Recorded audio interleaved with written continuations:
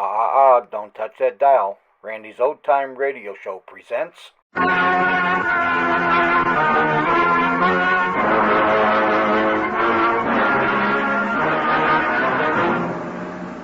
Escape, produced and directed by William N. Robeson, and carefully contrived to free you from the four walls of today for a half hour of high adventure.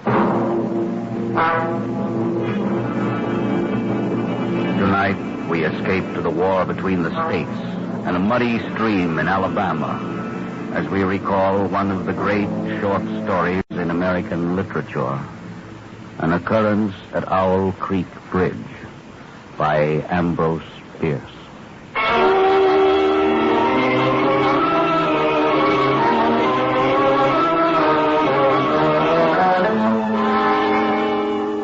A man stood upon a railroad bridge in northern Alabama, looking down through the ties at the swift water 20 feet below. The man's hands were behind his back, the wrist bound with a cord. A rope closely encircled his neck. It was attached to a stout cross timber above his head, and the slack fell to the level of his knees. He watched a piece of dancing driftwood racing down the current beneath his feet. He thought, if I could just free my hands, I might throw off this noose and dive into the creek. If I swam underwater, I'd be safe from their bullets. If my wind held out, I could make the southern bank, take to the woods, and get away home. Peyton Farquhar, Alabama planter, stood at the end of a plank. A captain of the Union Army and a sergeant stood at the other end. When they stepped aside, the plank would tip upward, and Peyton Farquhar, Confederate spy, would slip between the ties to hang above the muddy water of Owl Creek until dead.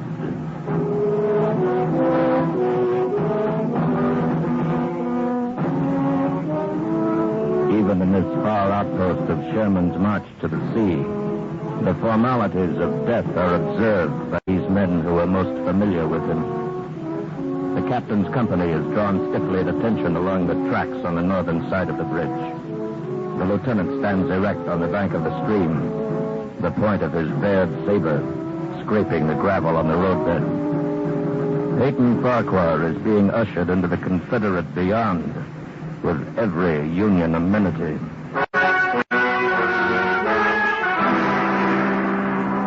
The captain stands aside. Now only the weight of the bulky sergeant counterbalances Peyton Farquhar at the end of his thin board. They say that this is the moment when all the past events of your life tumble into your memory. But how could anyone know? Who has come back from the dead to tell what dying is like? I don't recall any childhood memories now. The past does not engulf me in this naked moment. I'm only aware of what's here, now. Those Yankees lined up on the bank. This captain's tired eyes. That turkey buzzard circling up there, waiting for me. That noise. That beating, driving sound like a distant engine. A pump.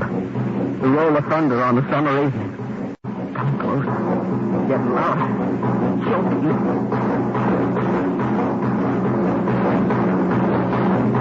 It's your heart, of course, that you hear, stepping up its cadence, pounding under the forced draft of fear. Now you see nothing, remember nothing, sense nothing, but the strangling, suffocating beat of your own heart, throbbing its final protest. You stand there, erect. The work is nearly at an end now. The captain draws his sword, flourishes it to a cap, sings out a command. Company! All right! The men on the bank smartly spread their legs, thrust hands forward over the rifle barrels. The sergeant on the end of the plank takes one step to the left. The plank tips forward. And Peyton Farquhar drops between the timbers of Owl Creek Bridge.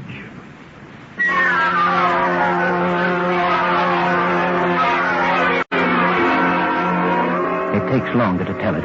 As you drop downward, you lose consciousness. You are as one already dead.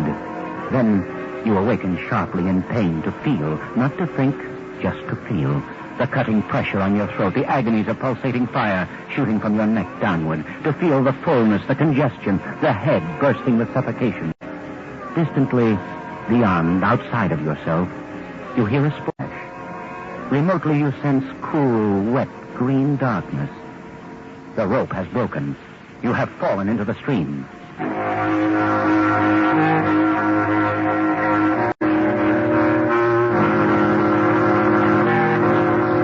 Now thinking returns slowly.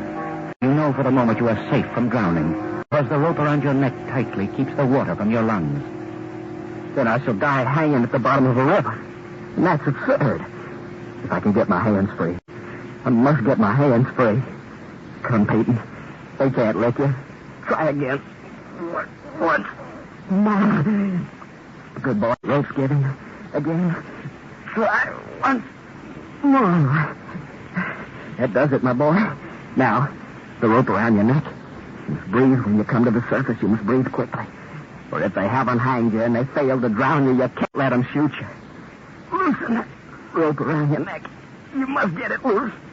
Now.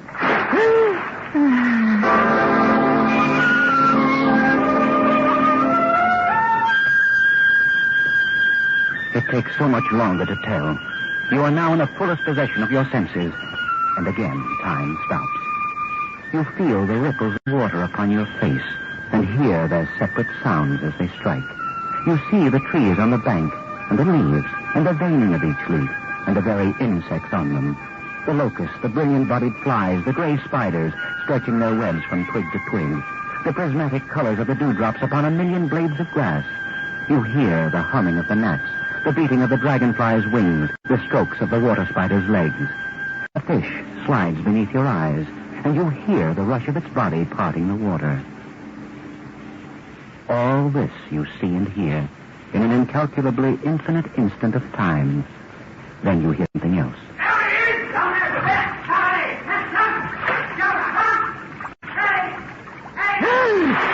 You dive deeply, but above the ringing in your ears, you hear the volley of the rifle.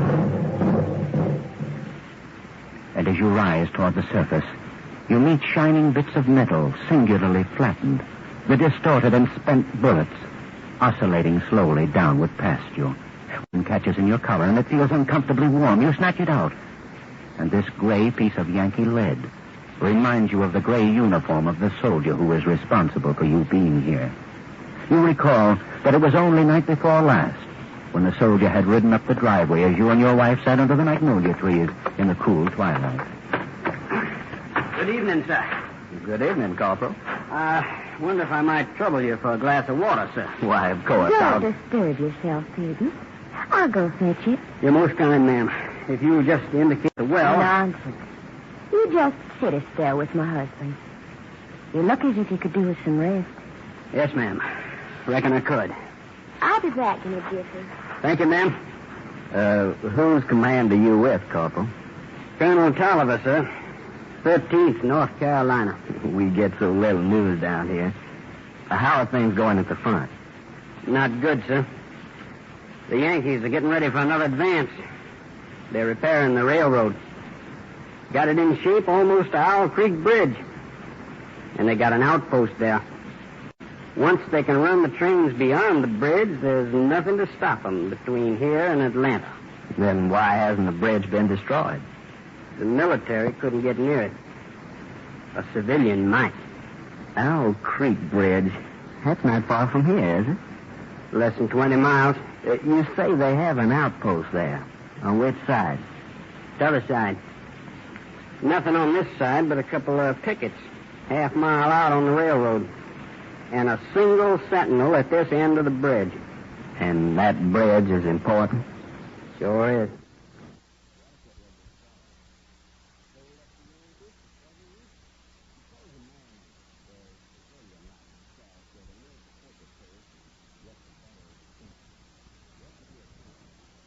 Well, I was there a week ago, just before we had to pull out. There's a heap of driftwood come down in last winter's flood and caught on the trestle at this end. Looks mighty dry and tendery to me. I see. A fellow with enough gumption might get through and set fire to it. It ought to burn like tow. Yes, it should. Of course, a fellow'd have to have plenty of gumption. The Union commanders promised to hang any civilian caught fooling around the railroad. Here's your order, Corporal. Right out of the spring house. Thank you kindly, ma'am. My, that's cool and nice. And here's a smidgen of cornbread. I thought you might be hungry. I'm mighty grateful, ma'am. It's ladies like you that keeps the South together and fighting these days. My, what a nice It compliment. certainly is. Well, I reckon I better hit the leather. I got a lot of riding ahead of me tonight. Good luck to you, Corporal, and thank you for the information. You'd be taking a chance, sir. But you couldn't do a greater service for your country. I remember that, Corporal. Goodbye, ma'am. Goodbye, Corporal. Goodbye, sir. Many thanks. Goodbye. Peyton, what was he talking about? What, madam? The corporal. What did he mean by service to your country and taking a chance? Oh, nothing. Peyton, tell me. There was nothing, really, my dear. Peyton Farquhar, if you're fixing to take any chances for our country, I want to know about it. Now, you just seek your peace. There's nothing to say except I'll be going away for a day or two on a little trip. Is it dangerous, Peyton? Not very. You'll be back. Yes, my dear. I promise you, I'll be back.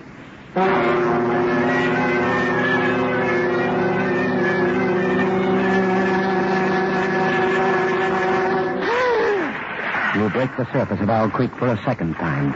And now you're much further downstream, further away from the Union soldiers on the bridge reloading their guns, the ramrods flashing in the morning sun. That captain will make the same mistake again.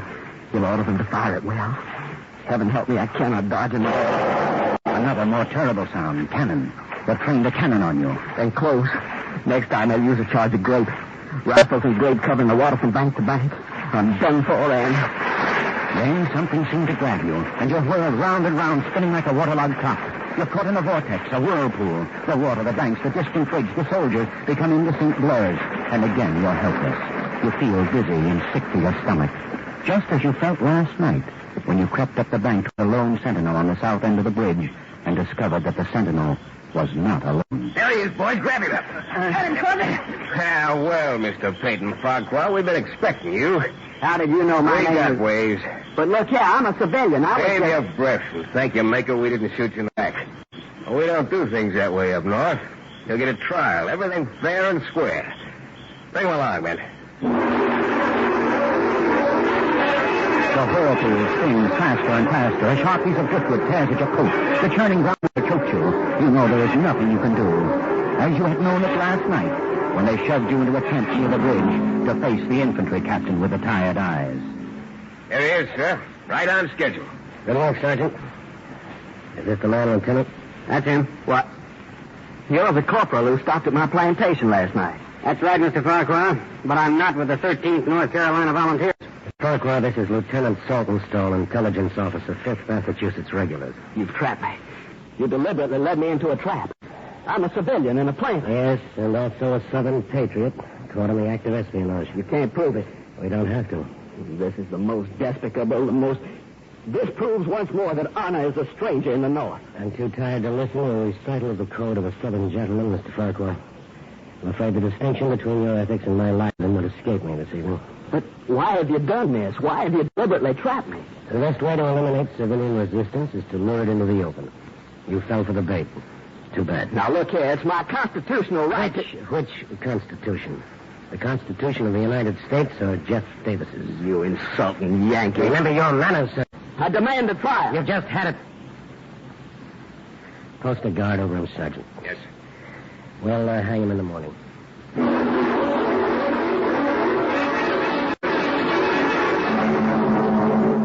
Something tears at your face, scratching, and you realize that the whirring has stopped. You open your eyes. You're lying on the southern bank of the stream, outside of your enemies. Safe. The gravel which has scratched your cheek now seems soft as new-picked cotton. The forest around you is a garden of luscious beauty, reeking with the heavy perfume of freedom. Even the whiz and rattle of the final charge of grapes screaming through the treetops seems a benediction from the baffled cannoneer. You leap to your feet and run into the woods, south, towards home.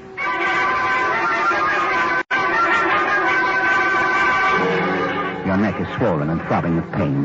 You carry it cocked toward your left shoulder as you push through the matted brush. All morning you tear your way through the undergrowth. Your jacket is tattered and your face crisscrossed with bloody scratches and brambles.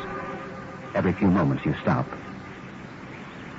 You stop to listen for the sound of dogs, but all you hear is the sleepy buzz of the forest. And the blood throbbing through your heated brain brings another thought, which is an insult. No dogs.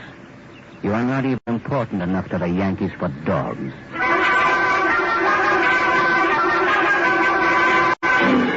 It's nearly noon now, and for half an hour you've been plunging through a swamp, waist-deep in green ooze. Your neck hurts constantly. Your head throbs. Your tongue is thick.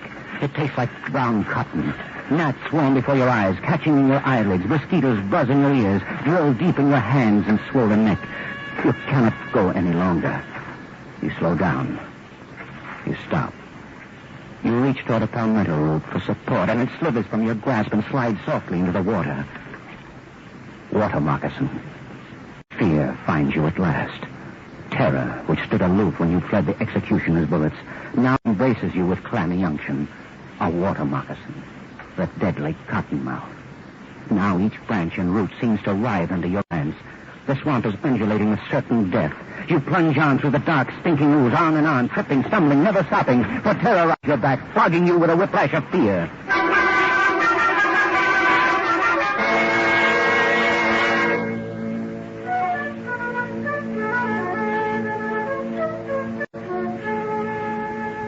You're going to have Master Peyton fiddle jig time. You just drink this here yop tea, Master Peyton. Thank you. Thank you. Jethro. Yes, sir, Master Peyton. What are you doing here? I live here. You live... Where am I? What happened? I was paddling my dugout home through the swamp with a mess of catfish. I see you lying out there on the bank in front of my cabin. Jethro, I heard... I thought you were dead. Of course you thought Jethro was dead. You knew he had consumption when you sold him. You knew he couldn't last long and he wasn't earning his keep. His wife and his daughter had carried on some at first, but after a while they calmed down. And last you'd heard, Jethro was dead. You thought I was dead, Master Peyton? Why, sir, don't you know what's happened to me? I'm free. I'm free at last. So, news travels fast. Even in the middle of this backwoods swamp, this lonely black has heard of Abe Lincoln's traitorous Emancipation Proclamation. And they believe it with the faith of children. Yes, sir, I'm free. I expect pretty soon my woman and my little gal come along and join me. Yes, of course I will, Jethro. How is he, Master Peyton? Is they well? Yes, and they're both fine. Your daughter's growing into a young beauty. Miss Father's brought her into the kitchen, beginning to train her for the house. Well, what do you think of that? And my woman, she still sings pretty. Yes, Jethro. Sundays at meeting time, we can hear all the way up to the big house. That woman's voice is prettier than all the angels. Jethro, I don't know how to say this, but I really was sorry about having to sell you. But there wasn't anything... I understand, Master Peyton. Don't pay no mind. I done forgive you long ago. Yeah, Sure. Don't the Lord tell us to forgive those who trespass against us? Don't the Lord promise us we shall be free? Don't you worry none about my Peyton. Here now, quiet that spot. Quiet, Trigger, quiet you. Like a razor back in the flesh. No, sirree. Look, my Peyton. There's a horse coming down the road. A horse? Look there. Soldier. One of our soldiers, Corporal, look like. Jethro, you got to hide me. Yes, I got to hide you, my Peyton. Don't ask so many questions, you insolent... My Peyton. You forget, I'm free now. Well, then, as an old friend of mine, please don't ask any questions. Just hide me. Don't tell that soldier anything. Well, sure. I think I can do that for an old friend, Master Peyton. Here. You get down on this here bed. That's it. Put the covers over the side. There you are. Snug as a peek in a rabbit's ear. Remember, don't tell him anything. Have you come this far just to be turned in by a wool-gathering black who talks crazy? If Jethro knew this great-clad corporal was really a Union lieutenant, he'd guarantee his freedom by turning you in. Even so, he bears you a big enough grudge to turn you in anyway. Unless, of course, he's planning to dispose of you himself. Yes, that's it. That's why he talks so silly about the Lord and forgiveness. He's going to do you in himself. Well, if you run into him, tell him I was looking for him. Yes, sir. I'll remember not telling. Just keep minding your own business, Uncle. You live longer. Get up there. Yes, sir, I sure will. Come on, Thomas Peyton. I declare, I don't understand none of this. You says not tell him you're here. He says not tell you he's been here. What's this all about, Mas Peyton? Oh, it's nothing, Jethro. Nothing. I owe the man some money. I'm not ready to pay it. Oh, I see. I wouldn't know about that. Money something never bothered me like it bothers some. Money and me has always been strangers. What's he mean by that? He's never bothered me like it's bothered some. What's he picking up that knife for? Jethro, what are you going to do that night? Hmm? Oh, I'm just fixing to slit up some of them catfish you got in the dugout. Looks like you could do with a little food, Mas Peyton. Oh, no, thank you, Jethro. I really got to be on my way. I want to get home by sundown if I can. Sure wouldn't be no bother to cut up a couple calves. No, thank you, old friend. If you'll just tell me which way I should go to get home. Hmm? Well, I don't rightly know, Mas Peyton. I reckon from the way the sun's reclining, we're down the road that way. Quite a tolerable piece. Yeah, that should be about right. I never been back, you know. I never tried to go back since I've been free. Yes, I know. But I reckon it went wrong to my woman, my little gal comes here to me. Of course. If you get back, Master Peyton, if you see him, you tell him I'm here waiting for him, here. Yeah, I'll do that, Jethro. I'll do that. You get away from there fast. The shells of the road crunch under your muddy boots. The grinning savage standing in the doorway of the shack, the knife in his hands. And each moment until the road bends and cuts off the cabin from view, you feel he'll come after you, the knife poised to plunge in your back, to pay you for the thrust you gave him when you sent him away to die. But he's still standing, grinning foolishly and waving as you turn the bend. Now you feel safe, but only for a moment. Then you hear a sound. The sound of a horse. It must be the corporal in gray from the 5th Massachusetts Regulars. He's coming back down the road, searching for you, hounding you, coming to take you back to Owl Creek Bridge, back to a rope that won't break under your weight. You walk faster and faster, and always the sound is there, growing louder and louder, and you run as fast as you can down the Shell Road, which stretches clear to the horizon between the green walls of scrubby pines. How long have you been running down this endless road? It's dark now. Is it night? Or has the blood trapped in your head, a suffocating rope, at last burst into your congested eyeballs and blinded you? Will it next pour from your swollen and bruised neck into your brain, stopping all sensation, instantly bringing to a welcome end this day of agony and flight? Ridiculous fantasies of fatigue and fear. You can see the darkness is the black of a sudden summer storm. That lightning flash clearly shows the white road ahead and the black silhouettes of trees along the sides. And since you're sure that you can see, the other senses return. You hear the rumble of the thunder. You feel the insupportable ache of your straining lungs, the leaden weight of your tired feet. And now the patter of rain, first washing the stinging sweat from your scratched and bitten face, now pounding harder, flowing down across your hatless head, matting your hair, slowing your headlong gait to a dog trot. Another flash of lightning directly overhead. For an instant, you see the soldiers of Owl Creek Bridge stand at the side of the road, rifles leveled, their eyes boring down the sight, aiming at your heart. Again, you're running, and the rain has turned to hail. Pellets as big as hominy beat down on you, pound your swollen, bruised neck, hammer at your countless cuts. Again, the lightning. And on the other side of the road, the gray-clad corporal sits astride his horse waiting for you. No, you can't get me now! No! This bolt of lightning strikes a tree ahead of you, and in the white blinding light stands Jethro, black and grinning, knife raised in the air. No, Jethro! Forgive me! Forgive me! He's gone, and now you see dangling from each tree along the road a noose swinging in the wind. Wherever you turn, wherever you look, a noose waiting for you, a noose which wriggles like a water moccasin.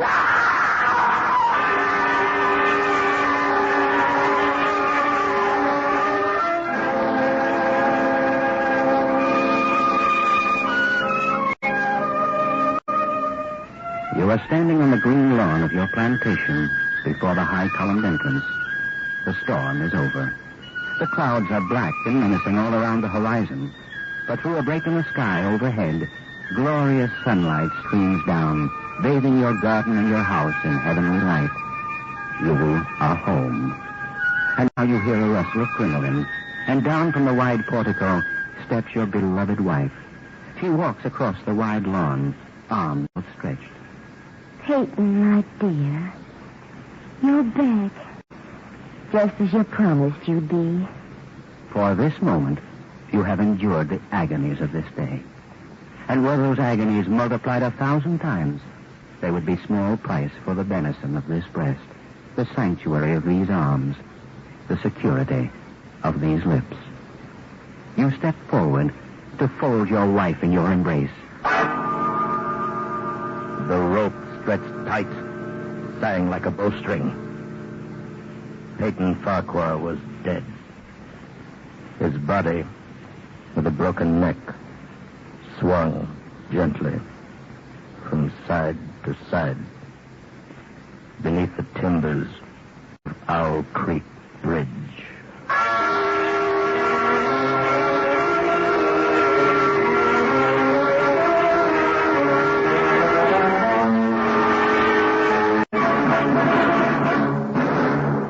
Escape is produced and directed by William N. Robeson, and tonight brought you An Occurrence at Owl Creek Bridge by Ambrose Bierce in a radio adaptation written by Mr. Robeson. The part of Peyton Farquhar was played by Harry Bartell. The narrators were Bill Conrad and Bill Johnstone. Jethro was played by Louis Van Rooten. The special musical score is conceived and conducted by Guy Fuhr.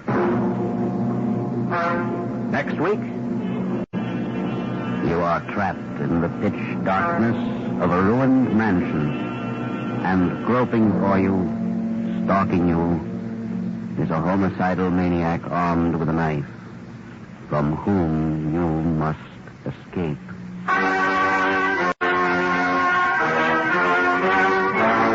Next week, we escape with Joseph Hergesheimer's gripping story, Wild Oranges. Good night, then, until this same time next week, when we again offer you Escape. This is CBS, the Columbia Broadcasting System. The Free City program was recorded earlier and came to you from Columbia Square. This is KNX, Los Angeles. We pause now for fun identification.